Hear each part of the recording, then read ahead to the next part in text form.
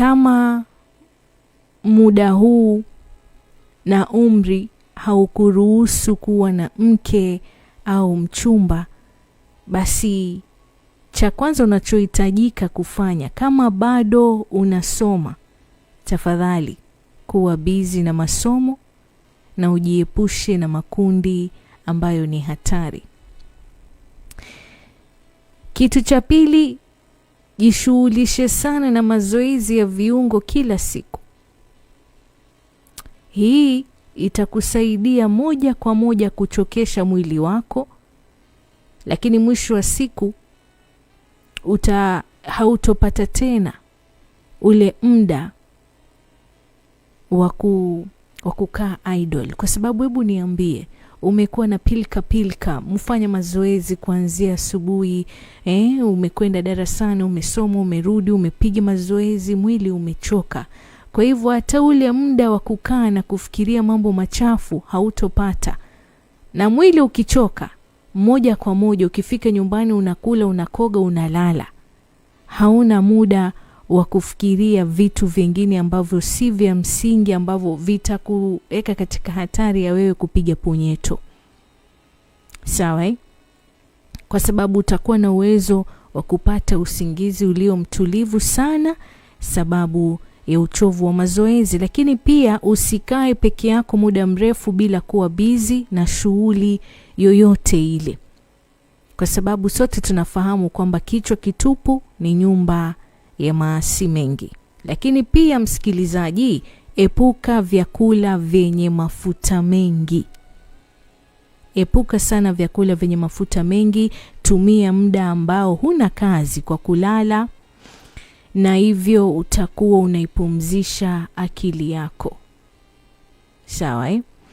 Usikae muda mrefu maeneo kama ya bafuni au chooni. Tafadhali unapokwenda kuoga, nenda ukaoge. Yaani unapoingia chooni kama ni bafuni, fuata moja.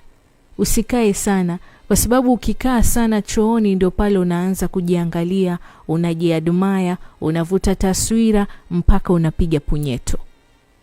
Na hii ni ya wote, kwa wanaume na kwa wanawake. Unapoingia chooni, fuata moja tu la kuingia.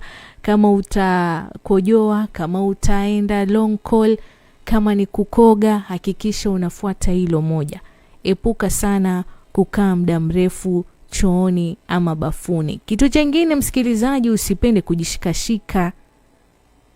Yaani wewe kila ukikaa ama unataka kutafuta usingizi, ukijishikashika na mkono sehemu zako za siri, ndio pale unapopandwa na ashki, mwisho wa siku unapiga punyeto. Kwa hivyo epuka sana kujishikashika na mkono sehemu zako za siri. Lakini pia cha msingi na muhimu hapa ni ufute picha zozote chafu kwenye simu au kompyuta yako.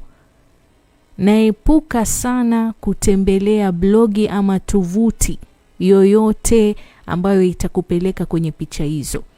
Kama upo kwenye WhatsApp group, kwa sababu sasa hivi kunao makundi ya WhatsApp ambayo ina basically kutumia na picha na video chafu ambazo watu wanatumia kupiga punyeto.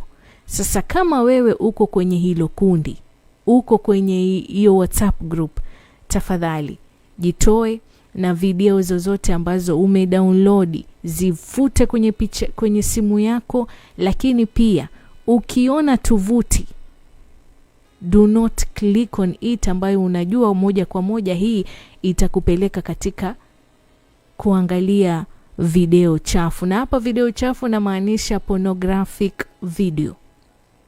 Achana kabisa kuangalia video kama hizo. Lakini pia usifuate mitandao ya kijamii inayoweza kukupeleka katika kudownload video ama picha. Sawa?